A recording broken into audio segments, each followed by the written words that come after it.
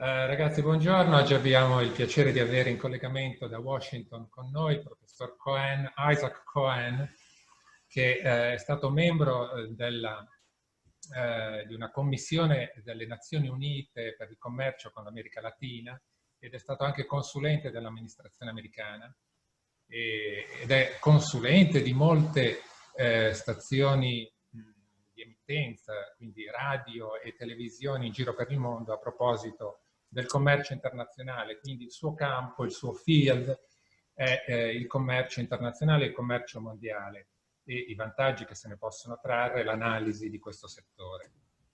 E con lui andremo a parlare appunto di economia mondiale e di commercio internazionale. Abbiamo con noi, come vedete, il professor Durante e la professoressa Romano, che ci aiuteranno nel porre questioni e nell'intervistare il professor Cohen, e ai quali vado a cedere volentieri la parola fin da subito. Okay. My first question, Professor, is how the spread of the pandemic has been affecting the American economy. We would like to start from a theme which is quite important at the moment. Correct. You're right. It's a great question. Very good question. The United States economy was doing very well at the beginning of the year.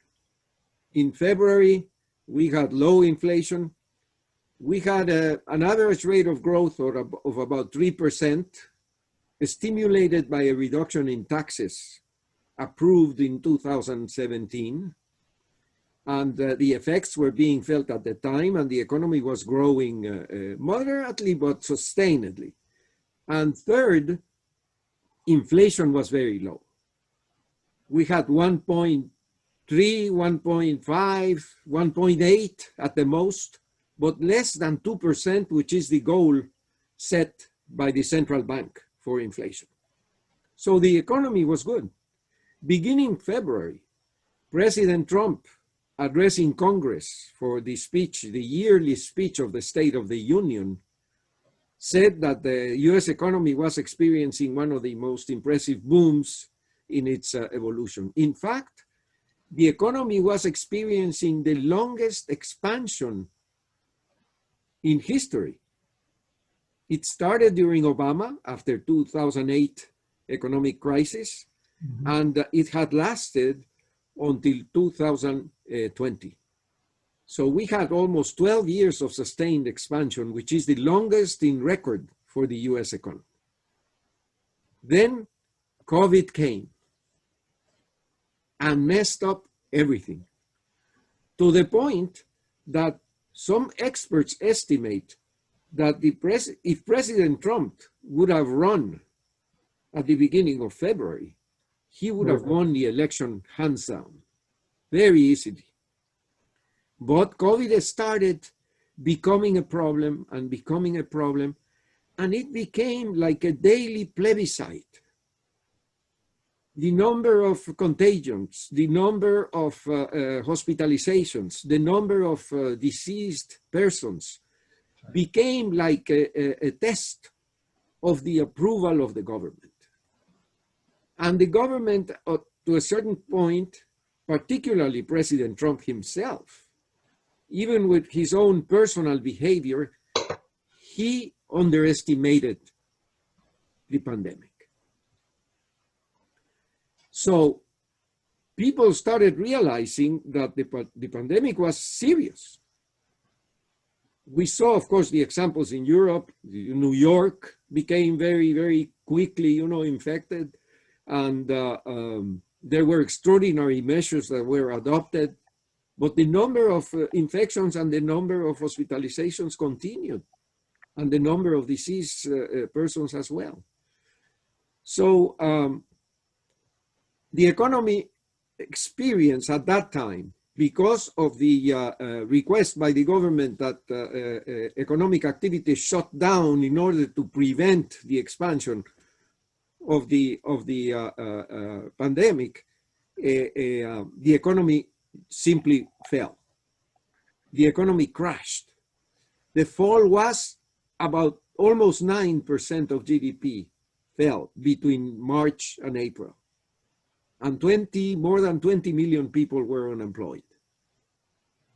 For instance, in New York is a city where you have 27,000 restaurants. Half of them were closed. So it was a major fall.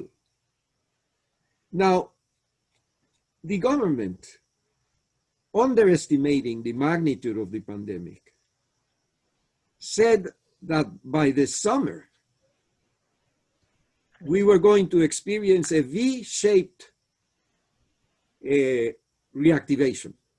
The economy was going to fall as it was falling, almost 9%, but it was going to regain strength at the same rate. So it was going to become like a V. You know a V? V as in victory? Okay. So unfortunately, that was not the case. The infections continued, hospitalizations increased, now throughout the country. Because from New York, it started spreading through the Atlantic coast, then to the south, then to the mid-Atlantic. So by the time California started getting infected on the Pacific coast, you know, the pandemic was all over. And the pandemic became, as I said, a daily plebiscite on the behavior of the government. And the president continued underestimating the magnitude of the pandemic until the point of he himself got sick and his family got sick. So everybody said, well, look, if the White House cannot control the pandemic, nobody can. So people became very disappointed because of that. And do you believe that this is the reason why Mr. Trump lost the elections? Basically, yes. I think that basically he lost the election because of the way he handled the pandemic. But let me tell you, if we want to talk about the election now, we can move on the election. Would you like me to cover that a little bit, or? No. Oh, okay. No, okay. Let me know then if you want me to deal with the election, I can do that. Maybe later. Maybe later we can. Whenever. Okay. So since Latin America is your strong point, we just would like to know what about the international trade between the US and the Latin American countries? Latin America, let me talk about the pandemic a little bit first. It's very vulnerable to the pandemic. And in fact, the pandemic came late to Latin America. So many of the governments had the time to prepare because they knew this was happening in Asia, in Europe, in the United States. And some of them did prepare. But unfortunately, many American societies, for instance, do not have universal health insurance. Yep. So many people do not have medical insurance. On the other hand, there is a big amount of people dedicated to the informal sector, where they are workers on their own. People, for instance, who sell lottery tickets in the street, people who sell food in the street or do errands, whatever, you know. So this informal sector, which is big in Latin America, estimated at about 40% of the workforce in Latin America is informal. Gosh. Those persons, they live on a daily basis. They live out of whatever they can do every day. So if they cannot work, they cannot eat. Less they can buy medicine or whatever, you know. So these are the most vulnerable populations. And there were cases in which many of these people who had migrated to the cities to looking for work, when they saw the pandemic in the cities, they tried to go back to their own villages. And by going back to their villages, they spread the virus throughout the countries. You know. That's a shame. So Latin America has been suffering very badly from the pandemic. There are countries some countries are better than others, of course. For instance, you have the Argentina, for instance, which is a very advanced country that has its own a medical insurance system that works. Uruguay, for instance, a small country between Brazil and Argentina that has a very, very good system of universal health. And even this tiny, small Costa Rica was able to deal with the pandemic. But that meant that the economies of Latin America fell as well. And trade with the United States, to come to your point, Rafi. Thank you. I may call you Rafi. Yes, of course. Thank you. You know, trade stopped because demand in the United States was falling. Okay. Demand for many of the exports from Latin America was falling. Just to give you an example, coffee. People were not, coffee shops all over the cities in the United States were being closed. So demand for coffee went down. Yep. People stopped driving. For instance, I used to put gas on my car once every week. Since the pandemic, I do it once every 5 weeks. That means that we are not driving. Demand for oil came down. Of course. And you know, there are several countries in Latin America that are highly dependent on oil. For instance, Venezuela, of course, but Mexico, Trinidad and Tobago, several countries in Latin America depend from exports of oil. So trade with the United States came down abruptly, which is still the main trading partner for the economies of Latin America, with a few exceptions. There are changes now in the international trade of Latin America that are very important. For instance, Chile, Brazil, which is the biggest economy in South America, yep. And Peru. For them, the biggest market is China, not the United States. But China was also falling. So demand in China was also falling. So economic activity in Latin America experienced a severe depression as well. But the problem was that the economies of Latin America were already in recession because of the prices of raw materials, which are the main exports of these economies, were going down as a result of a slowdown in the Chinese economy, for instance. The Chinese economy was slowing down. You know, China was growing perhaps 5 or 6 years ago at 2-digit level, more than 10%. It started slowing down and it was growing about 6%. So it was a tremendous fall in the Chinese economy, and demand for raw materials, for commodities was going down. So the economies of Latin America were hurting when the pandemic came. So the fall was deeper in Latin America. There are differences by countries, and I can answer questions on specific countries if you want, but that's the overall situation of the economies of Latin America. Thank you. My pleasure. Thank you. I have another question about Latin America, yes. Which is linked with a work you published in 2000 this year about the relationship between the economic development and the spread of democracy in Latin America. In particular after the end of the Cold War. So what can we say about this relationship between, and this crisis could affect the spread of democracy in Latin America? Correct, it's a great question. It's a great question, Giorgio. And it has to do with the relationship with the economics and politics. So we did the question all together, so it's not my merit. I know, but it's a very good question in the sense that it has to do. Don't play yourself down.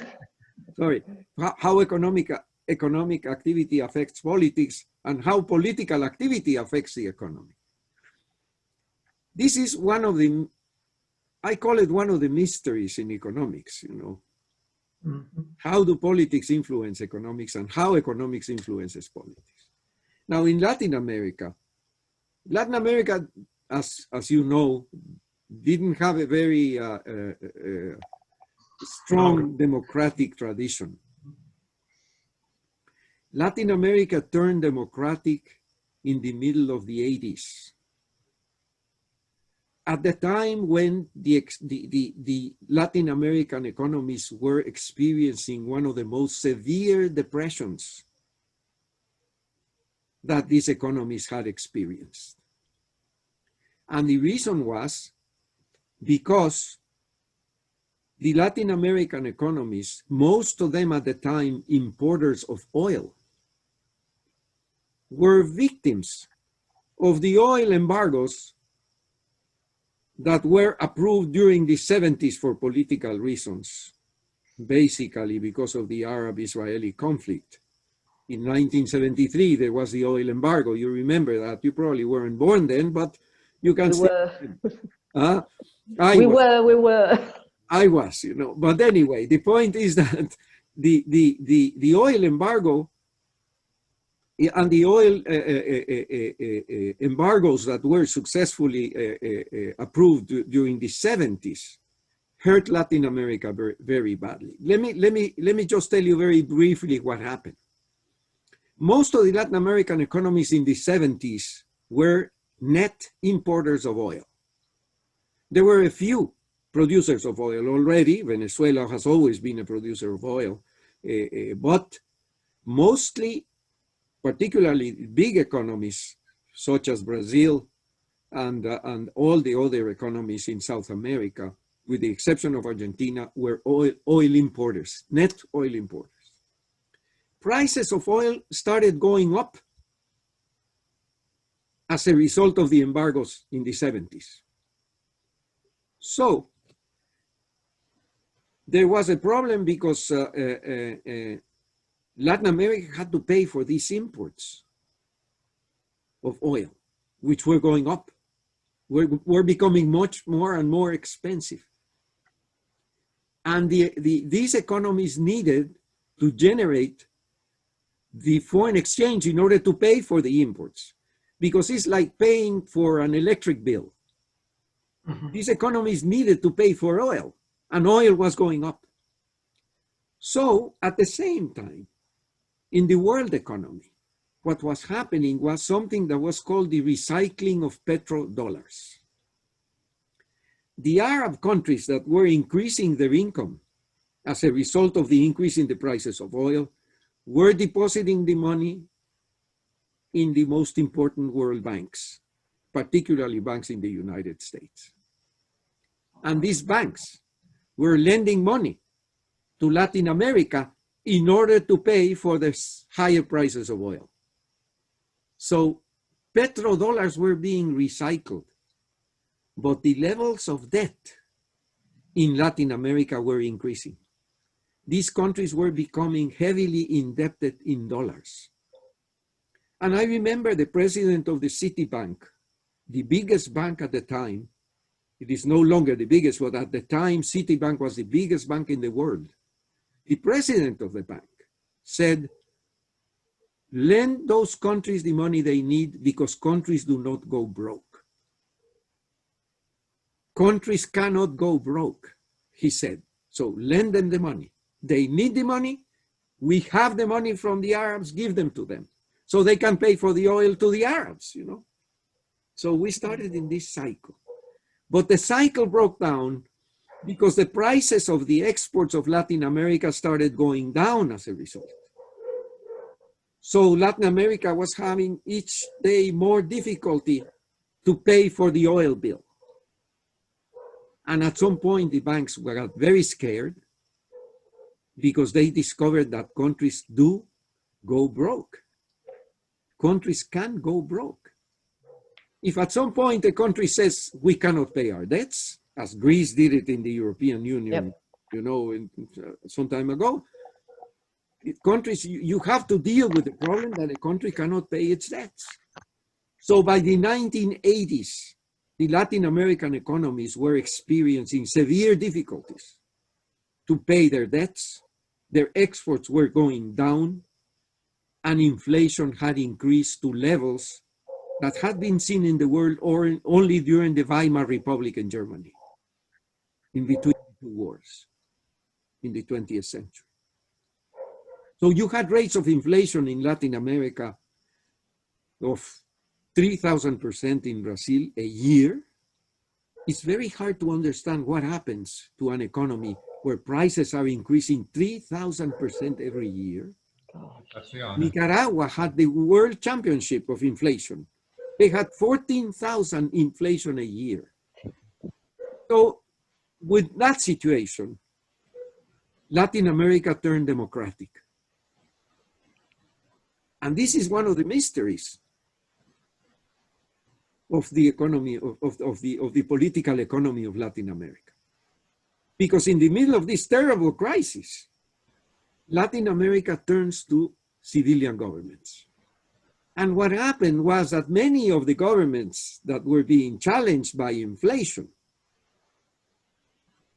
and that were causing inflation, because inflation is caused because the government prints money. The government is the biggest responsible for inflation.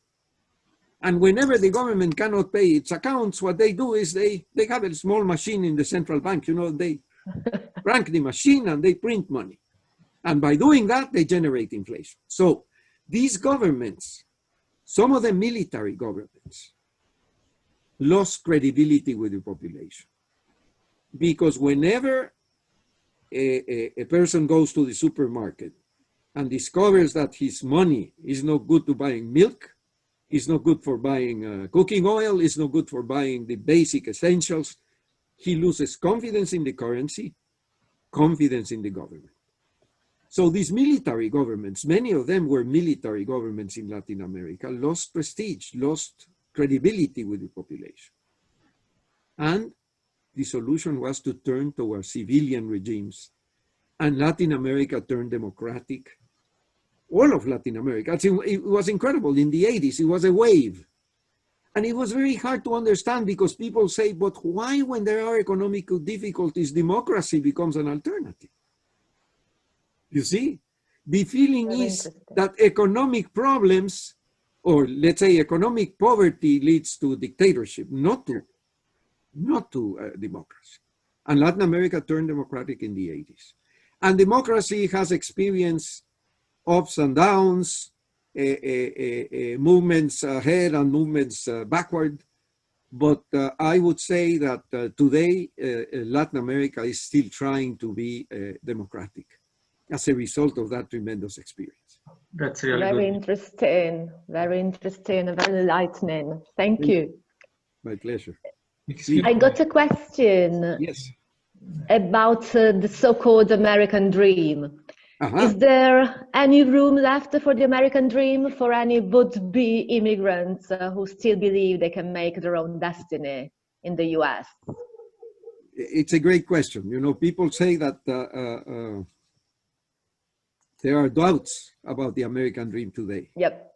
That the US economy, the US society cannot deliver that kind of hope that inspired people and that attracted people from all over the world. Because you have to realize the United States is an immigrant country. It's everybody comes from somewhere else or has an ancestor that came from somewhere else, you know, except for the Native Americans. Except for the Native Americans. Exactly. And the African Americans who were brought here forcefully. You see, that's different. But basically, most of the population in the United States has come from somewhere else or has an ancestor that came from somewhere else. Some people forget that. Some Americans forget that or want to forget it, you know, but that's another story. Now, the American dream. How do you define the American dream? Just to see if we are talking about the same thing, you know. Now, the American dream used to be that could be defined as, for instance, in very simple terms. I'm going to simplify here, please. Bear with me. Buying a house, for instance, buying your own house. That was seen as the American dream. You know, any family that was able to buy its own home, that was the American dream. And there were governments that would say, yes, the American dream is to buy your own home. Whenever an immigrant family was able to buy their own home, they had made it. They had realized the American dream. But at some point, you know, in the in the 1990s, we had a severe housing crisis. And the prices of homes started going down. So people were saying, so what's happening to the American dream, you know? So another version of the American dream was pulled out. It is the version of the American dream which prevails today, more or less, is that children should do better than the parents. For instance, if the parents didn't go to college, children should go to college. If the parents didn't own a home, children should own a home. So the American dream has become more generalized, if you want. But basically, the idea of an American dream is that the children do better than the parents. So, when the economic crisis of 2008, 2009, yeah, which was caused by the housing sector, the fall in the economy in the United States was caused by a fall in the prices of homes. So when that happened, people started wondering, you know, if the American dream had stopped.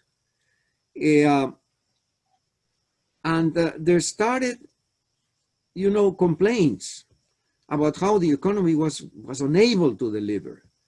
The depression, the recession, what is called the Great Recession of 2008, 2009, at that time was the deepest recession in the United States since World War II.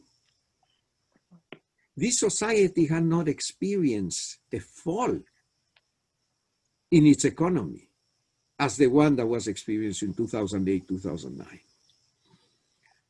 So simultaneously with that, a very profound current of isolationism in the United States started, you know, gaining acceptance as a result of the crisis.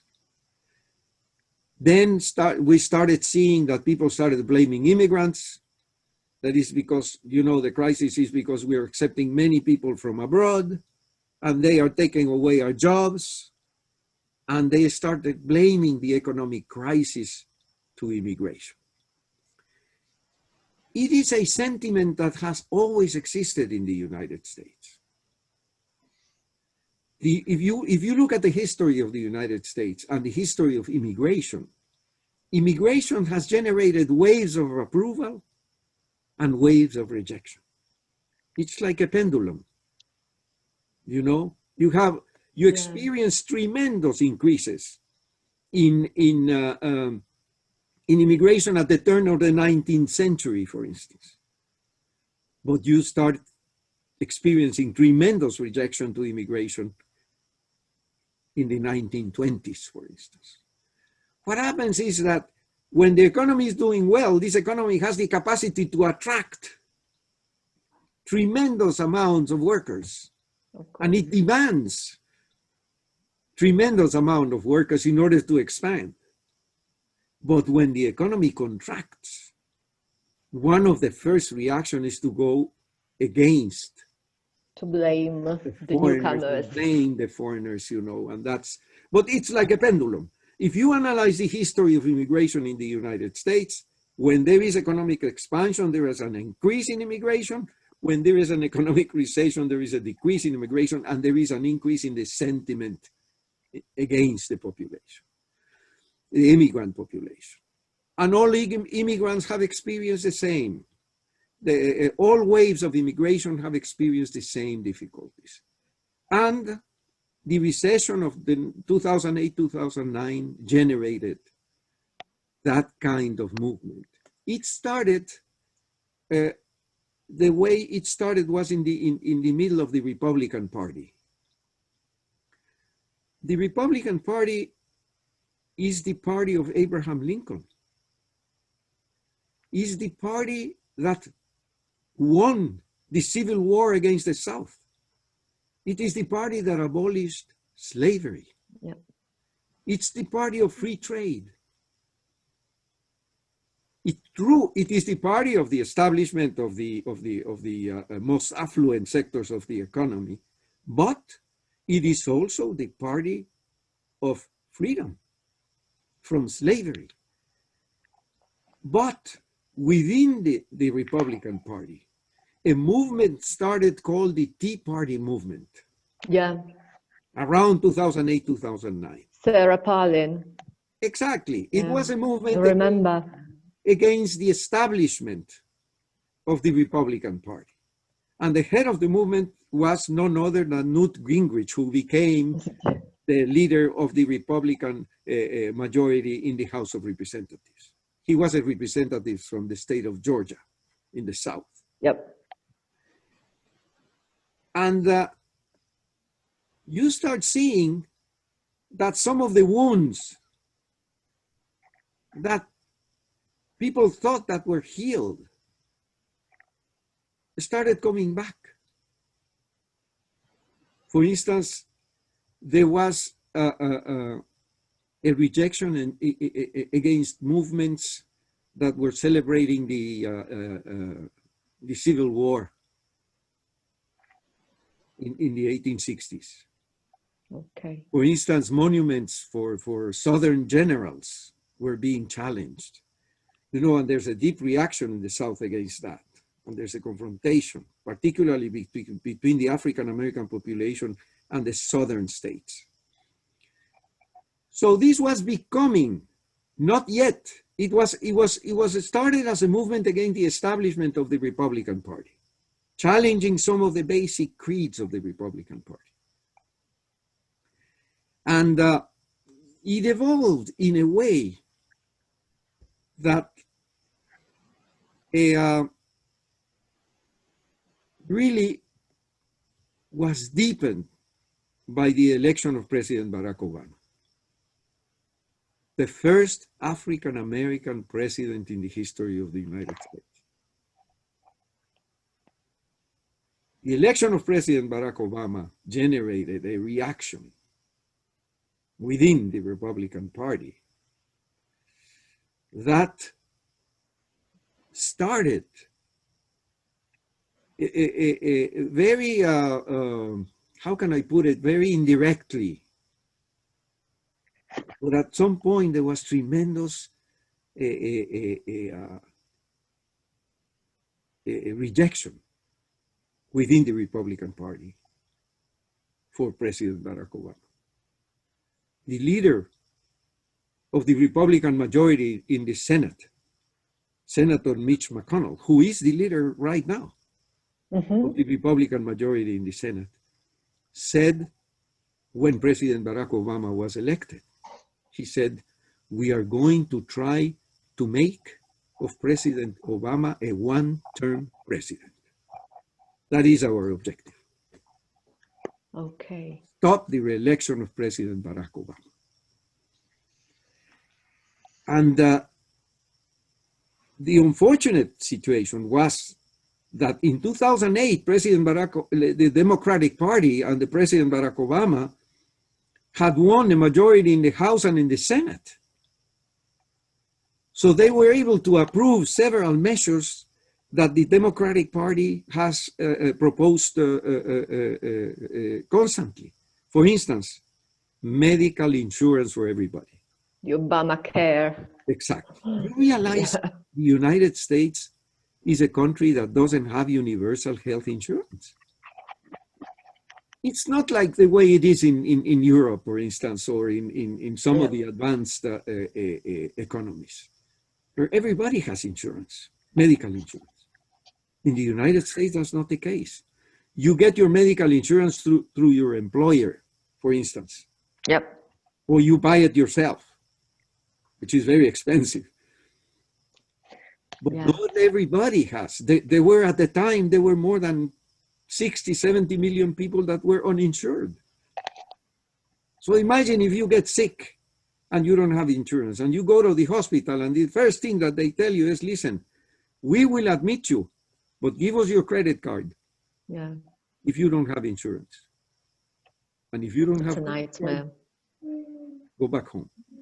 So the Obama administration decided to go for Obamacare, for medical insurance, for expanding, not a universal system. No, it was expanding the amount of insurance that was available. The purpose was to insure about 40 million people.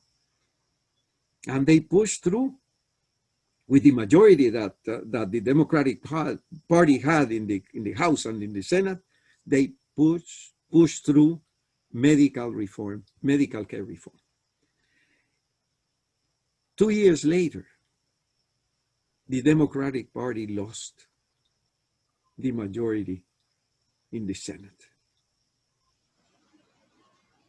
And the Republican majority in the Senate, led by Senator Mitch McConnell, said nothing will be approved. And the Obama administration lost the possibility of making legislative reforms. Yeah. At the same time, in a very, how to say it, subdued way, a businessman in New York who was known as a television personality and as a real estate developer, started espousing and supporting the idea that President Barack Obama was not born in the United States.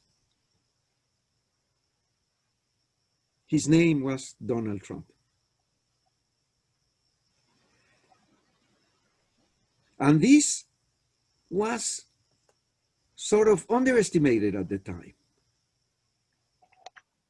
At a very famous dinner that the press organizes and where the president comes, but they make jokes about it.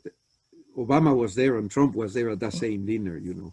This was more or less in 2000, we're talking about 2015, 2016 now. It was in the second mandate of President Barack Obama, because President Obama was reelected, despite the fact that Mitch McConnell has said that he wanted to make President Obama a one-term president. President Obama was reelected. But this idea that he was not born in the United States started gaining ground. And everybody underestimated that. You know, it was, yes, a racist posture, but President Obama released his birth certificate, you know, saying that he was born. Yeah, we remember. Yeah, he was born in Hawaii. There was no problem. But nobody really saw that the accusation that President Obama was not born in the United States was based in a deep racial sentiment that was spreading throughout the population. Even the Republican Party ignored such a movement. And that, of course, reflected itself in the campaign of, in the campaign to elect the successor of President Barack Obama. 2016. The rest is history. Yeah, but it's incredible, you know, how that feeling, that movement gained strength within the Republican Party. Because for the election of 2016, the Democratic Party had a candidate that was Hillary Clinton, who had lost to President Obama in 2008, if you remember. Yeah. And apparently there was an agreement between President Obama and Secretary Clinton that she was going to be the candidate at the end of the second term of President Obama. So the Democratic Party didn't have a debate about who was going to be the candidate. It was agreed by the establishment of the party. The Republican Party had to choose a candidate through primaries. And there you saw the emergence of Donald Trump, who everybody underestimated. You know, people would say, no, that guy is a clown, you know, a TV personality. Yeah. Look at the way he combs his hair, you know, he looks like Elvis Presley, you know, that kind of thing. You know, there was an underestimation, which is the biggest compliment you can make to a politician. For a politician, the best thing that can happen to him is to be underestimated. And Trump was totally underestimated. So when Trump was able to secure the candidacy of the Republican Party, everybody said he cannot win. He cannot beat Hillary Clinton. You know, Hillary Clinton is one of the most experienced politicians in the United States, first woman probably to be elected president. And she had an organization, just to give you an idea, in Brooklyn, New York, where the headquarters of the Clinton campaign, the Hillary Clinton campaign, 700 people were working for her. She had all the money in the world, she had all the people, she had everything. And everybody underestimated Trump. And underestimation happened throughout the campaign. There were contenders within the Republican Party that were trying to challenge Trump. One of them was a Cuban American, the one that went farthest, you know, in challenging Trump. That's Ted Cruz, a Republican senator from Texas. He was elected as a result of the Tea Party wave within the Republican Party. He represented the most conservative wing of the Republican Party, but he finally couldn't beat Trump. And the rest is history, you know the rest. Yeah. I hope I have answered the question. Yeah, thank you thoroughly. I went around and around, but it's complicated. No, very interesting. We enjoyed it. Please.